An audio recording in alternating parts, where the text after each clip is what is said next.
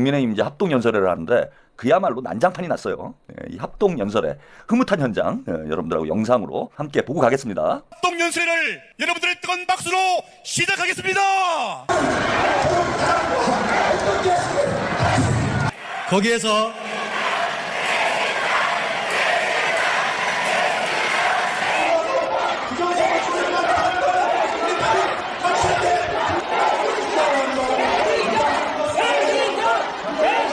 보수의 심장 대구가 아니라 심장병에 걸린 대구라고 이야기합니다. 여러분, 선거관리 개업을 옹호하고 부정선거 음모론에 빠진 사람들과는 우리 당이 확실하게 분리해야 합니다. 저기 나와 있는 전환기 씨 같은 부정선거 음모론에 빠지고 계엄을 개몽령이라고 정당화하는 저런 사람들과 어떻게 같이 투쟁할 수 있습니까?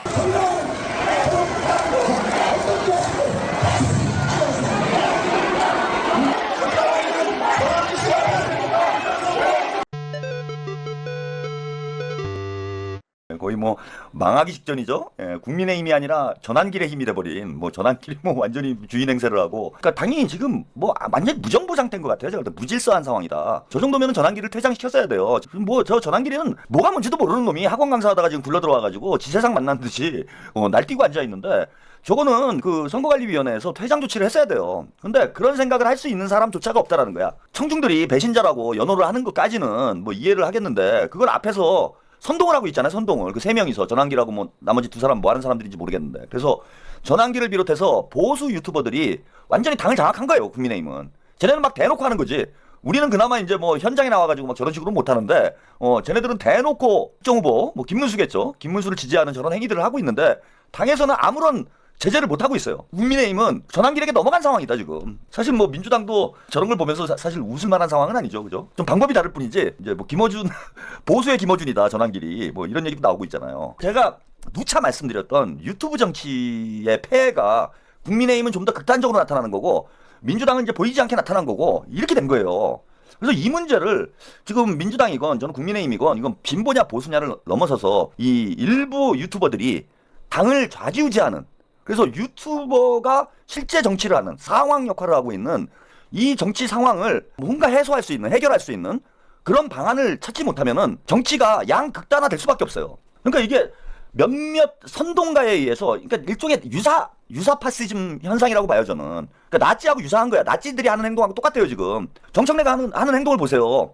야, 민주당 의원들, 당원들의 뜻을 따르지 않는, 152명, 박찬대를 지지하는 이 152명은 당원들을 따르지 않는 수박이다. 공격해라. 그럼 막 공격하잖아. 그 나치가 그러는 거잖아요. 야, 나치가 유대인들, 저것들 때문에 우리가 나라가 이 모양 이 꼴이다. 유대인들을 다 잡아 죽여라. 이런 이제 극단적인 발언을 해가지고 대중들을 선동해서 동원하는 이런 정치를 한다 이겁니다. 이런 선동을 하는 거예요, 매일. 그럼 이제 정금자들은, 그런가? 그것만 보면은 그게 세상의 전부야. 그렇구나. 저 죽일 놈이구나. 배신자구나. 그러면은 다른 목소리를 내고 싶어도 내질 못하는 거예요, 이제.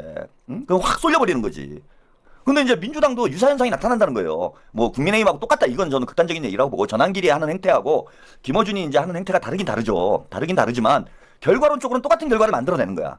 그래서 민주당의 정청래가 당대표가 되는 이런 상황. 그러니까 즉 정청래 대표는 당원하고 의원들 싸움 붙이고, 국민의힘하고 민주당하고 싸움 붙이고, 그 다음에 당원들하고 의원들 싸움 붙이고, 또 당원들하고 뭐하고 또 싸움 붙이고, 자꾸 싸움을 붙여가지고 동원을 하는 거야, 자기 쪽으로. 그래서 민주당 권리당원이 120만인데 120만이면은 이제 무슨 당에서 투표를 할 거 아니에요. 뭘 하건. 대선 후보도 당에서 당원들이 투표해서 뽑고, 당대표도 당원들이 투표해서 뽑고, 지방선거 후보, 총선 후보 다 당원들이 이제 투표해서 뽑는 거잖아, 이제는. 원내대표도 이제 당원들 당심이 20%가 들어가잖아요. 그 다음에 국회의장도 이제 당원들이 20% 들어가서 이제 뽑게 돼요. 근데 이제 정청래 대표는 제가 볼 때는 이걸 늘릴 거예요. 그 늘리는 게 나쁜 건 아니야, 제가. 그걸 잘못됐다라고 얘기하는 건 아니에요. 그러면 이게 이제 한 50% 정도로 늘어나. 그럼 앞으로 이제 당원들의 권한이 커지게 되는데, 당원들이 권한이 커지고 국민들의 권한이 커지는 건 좋은 현상이에요. 근데 문제는 이것을 악의적으로 이용해서 몇몇 영향력 있는 스피커들이 당내 정치에 적극적으로 개입하게 되면은 지금 상황이 이제 크게 달라질 수 있는 거지. 국민의힘 같은 상황이 나올 수 있는 거예요, 민주당에서도. 이미 저는 그런 유사 현상이 나타나기 시작을 했고, 그래서 직접 민주주의를 강화해야 된다. 그 다음에 이제 국민주권 민주주의를 확대해야 된다. 이런 총론에 대해서는 저도 전적으로 지지를 하고 동의를 하는 사람이고, 저는 국민주권 민주주의로 나가야 된다라는 데 대해서는 조금의 일말의 다른 의견도 없지만, 문제는 이에 따른 부작용 문제를 어떻게 해결할 것인지 이걸 한번 잘 검토를 해봐야 된다. 정치권에서. 그 부작용이라는 건 국민주권 민주주의가 이게 국민주권 민주주의가 아니라 전환길 주권 민주주의가 될 수도 있다라는 거. 김어준 주권 민주주의가 될 수도 있다라는 것. 그럼 이런 부작용을 어떻게 막아낼 것인지 정당 내부에 자정 능력이 있어야 돼요. 그래서 국민의힘의 뭐 이번에 벌어지는 모습을 보면서 저게 이제 좀 남의 일 같이 지금 느껴지지가 않고 아 우리가 그냥 웃으면서 넘어가는 그런 문제는 아니지 않겠나 그렇게 생각을 해봅니다.